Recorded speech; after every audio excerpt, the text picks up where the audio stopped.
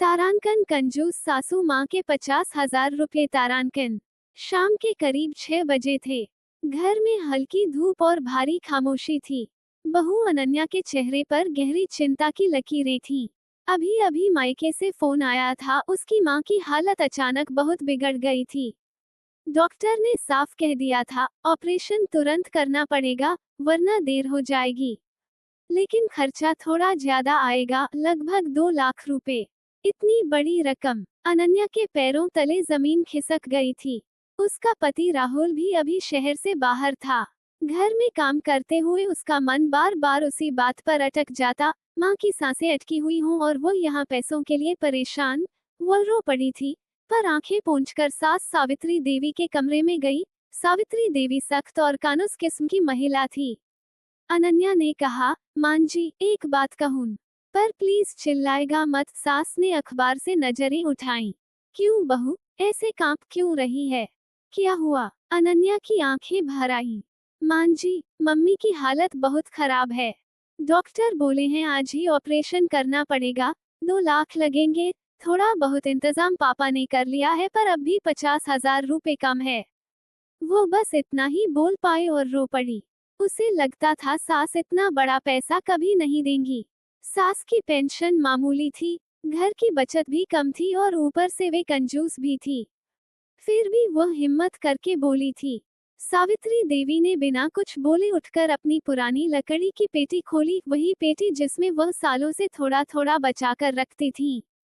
कुछ गहने, कुछ पुरानी किताबें और कपड़े की एक छोटी सी थैली में उनकी जिंदगी भर की बचत, नकद 70,000 से कुछ ज्यादा। उन्होंने वो थैला निकाला और पूरा का पूरा अनन्या के हाथ में रख दिया। अनन्या चौंक गई। मां जी, ये सारा, ये तो आपकी जिंदगी की पूरी जमा पूंजी है, मैं कैसे ले लूं? आपकी जरूरतें, आपकी दवाएं, आपका इलाज। सास ने उसका हाथ पकड़ा और नोटों से भरा थैला उस पर रख दिया। ले बहू, आज तेरी माँ की जान खतरे में है, और सुन, ये पैसे मैंने इसलिए नहीं बचाए थे कि पेटी में पड़े रहें। यह जरूरत के दिन के लिए ही तो हैं। और तेरी माँ की जान से ज्यादा जरूरी क्या हो सकता है? अनन्या सुबकते हुए बोली, मां जी, पर मैं तो सोच रही थी कि आप मना कर देंगी। सास की आवाज भर आ गई। बहू, मैं भी एक औरत हूँ और माँ को खोने का डर क्या होता है, मैं ये अच्छे से जानती हूँ। तू बस ये पैसे ले और भाग अस्पताल। ऑपरेशन में देर नहीं होना चाहिए। अनन्या ने सास के पैर पकड़ लिए। मां जी, आप सच में मेरी दूसरी माँ हो। मेरी माँ आपको दुआ देगी। सास ने उसके सर पर हाथ फेरा। दुआ मुझे नहीं, तेरी माँ के ऑपरेशन को लगे।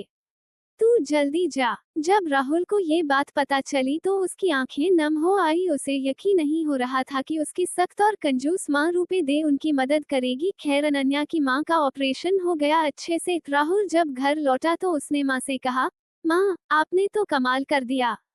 मैं सोच भी नहीं सकता था कि आप अपनी पूरी बचत दे देंगी। सावित्री ने मुस्कुराकर बेटे को देखा। राहुल, बहू को बेटी की तरह ही माना है। मैं बहू का दर्द नहीं समझूंगी तो कौन समझेगा, और बहू का दर्द समझोगे तो घर में बरकत आएगी।